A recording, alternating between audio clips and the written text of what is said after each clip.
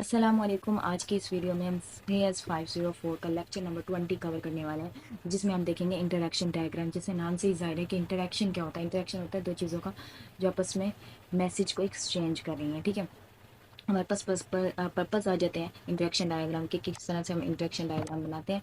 उसमें हमारे पास आ जाता है कि दो ऑब्जेक्ट जब इंटरेक्ट करते हैं, फिर उसके बाद किस सिस्टम किस तरह से वर्क करेगा तब हम बनाते हैं। और जब हम डिस्क्रिप्शन को वेरीफाई करते हैं और उनकी रिस्पॉन्सिबिलिटीज़ को देखते हैं तो हम इंटरेक्शन डायग्राम बनाती है।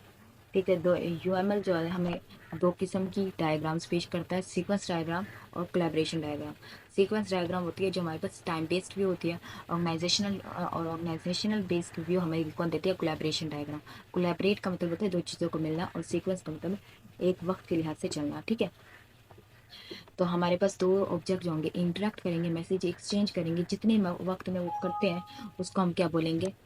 उसको हम बोलेंगे सीक्वेंस डायग्राम। ठीक है, और ये हमारे पास ऑब्जेक्ट जो होते हैं are organised in horizontal line. Horizontal line में हमारे पास ऑब्जेक्ट होते हैं और वर्टिकल लाइन में लाइफ लाइन टाइम लाइन होती है, और लाइफ लाइन भी बोलते हैं हम इसे। लाइफ लाइन का मतलब ये होता है कि दो ऑब्जेक्ट आपस में इंटरेक्ट कर रहे हैं तो वो कितने वक्त में कर रहे हैं, तो उसे हम टाइम लाइफ लाइन बोलेंगे। ठीक है, फिर हमारे पास आ जाता है एक्टिवेशन बॉक्स। एक्टिवेशन बॉक्स क्या होता है कि ना, जब दो ऑब्जेक्ट, ये जैसे दो ऑब्जेक्ट दिए हुए हैं, ये जो दो ऑब्जेक्ट हैं ये आपस में इंटरेक्ट हो रहे हैं, मतलब इसने एक मैसेज भेजा है इसको दूसरे वाले को, मैथ वाले को, तो ये जितनी देर में एक्टिवेट हुआ है तो उसको हम बोलेंगे एक्टिवेशन बॉक्स। यही था हमारा लेक्चर नंबर 20। और अब हम देखते हैं लेक्चर नंबर 21। इसमें हमारे पास तीन टाइप्स ऑफ मैसेजेस हैं। Synchronous message, asynchronous message, create and destroy. Four types हैं, sorry, four types of messages. Synchronous होता है हमारे पास इवेंट बेस। ठीक है, और ये फुल एरो से डोनेट किया जाता है। एसाइक्रोनिस होता है हमारे पास होते हैं सिग्नल्स। एसाइक्रोनिस हमारे पास सिग्नल्स होते हैं, और ये हमारे पास इवेंट होता है।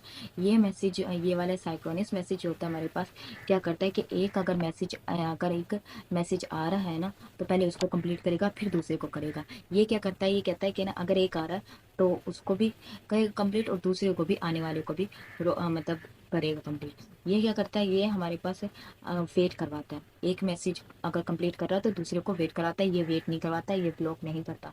ठीक है, बस इसमें यही डिफरेंस था। और ये मल्टी थ्रेडिंग होता है, इसमें हम उसे फंक्शन बना सकते हैं। और ये क्रिएट मैसेज क्रिएट होता है, और डिस्ट्रॉय।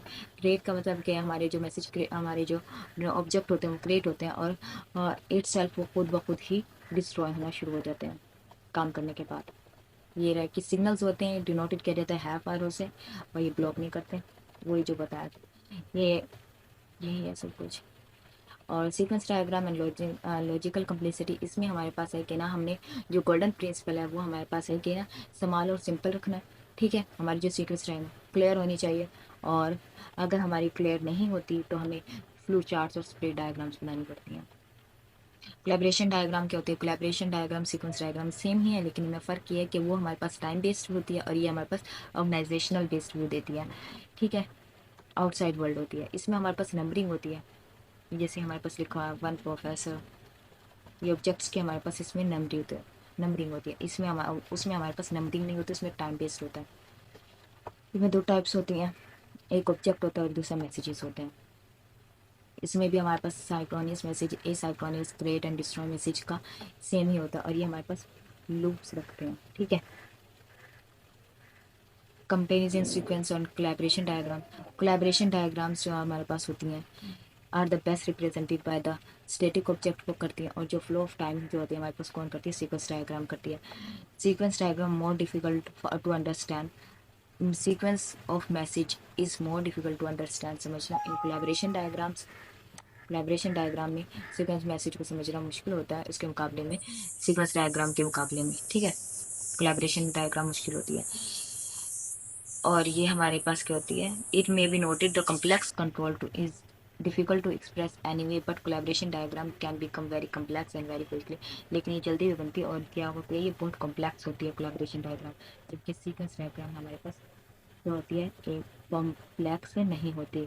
फिर अगर जाते हैं हमारे पास कि हम किस तरह से इन्हें एवलेट करते हैं, क्वालिटी ऑफ ऑब्जेक्ट और इनके डिज़ाइन को देखते हैं, किस तरह से देखते हैं हम इनकैप्सुलेशन के जरिए देखते हैं, डिलीजेशन के जरिए देखते हैं, कॉपलिंग के जरिए और कोहेजन के जरिए हम देखते हैं। ठीक है, कंट्रोल करते हैं इनके सेंट्रलाइज को। अभी हमारे पास एक हम एक रूम का स्ट्रक्चर दिया हुआ है जो हमारे पास क्या है अभी इनकैप्सुलेटेड नहीं है, बिना हमारे पास सारी जो है वो क्या है अलग अलग है, ठीक है, अलग अलग दिए हुए हैं। ये 3 हमें ऑब्जेक्ट्स दिए हुए हैं, ठीक है, और इनकैप्सुलेट नहीं है। यहाँ पर इन्होंने इन्हें एक रूम में क्या कर दिया, बंद कर दिया, ठीक है, इनकैप्सुलेट कर दिया और सब चीज़ों को क्या कर दिया, कम कर रहे हैं ताकि इनकी जो कपलिंग है वो कम हो सके। कपलिंग मीन्स होता है कि ना, कपलिंग मीन्स होता है कि दो चीज़ें आपस में डिपेंड करती हैं, ठीक है।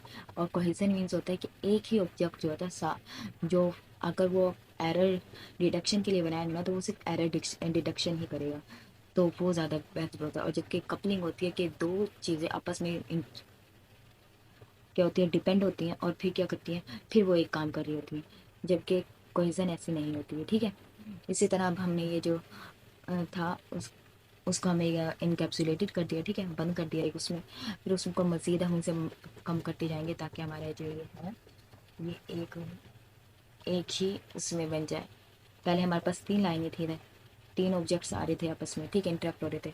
फिर उसको बाद हमने क्या कर दिया, एक आ गया, ठीक है, एक ऑब्जेक्ट कर दिया, तीनों को कम कर दिया, फिर उसके बाद और मज़ीद कर दिया ताकि हमारे पास अब हमें बस ये कोहेजन बन गई। कोहेजन बन गई कि हमारे जितना भी फंक्शन है काम कर रहा है तो एक ही पे बेस कर रहा है, ठीक है।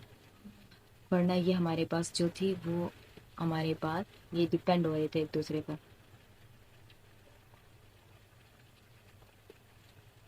Set in minimum value int a value and set maximum value int a value.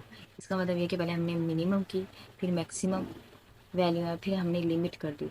इसमें मतलब पहले मिनिमम थी वैल्यू थी, फिर मैक्सिमम थी, इन्हीं दोनों वैल्यू को हमने एक में डाल दिया तो हमारे पास ये डायग्राम बन गई, ठीक है, एक रोम की जिसमें हमारे मैसेज इंटरेक्ट हो रहे हैं। उम्मीद है ये लेक्चर आपको समझ आया होगा। मिलते हैं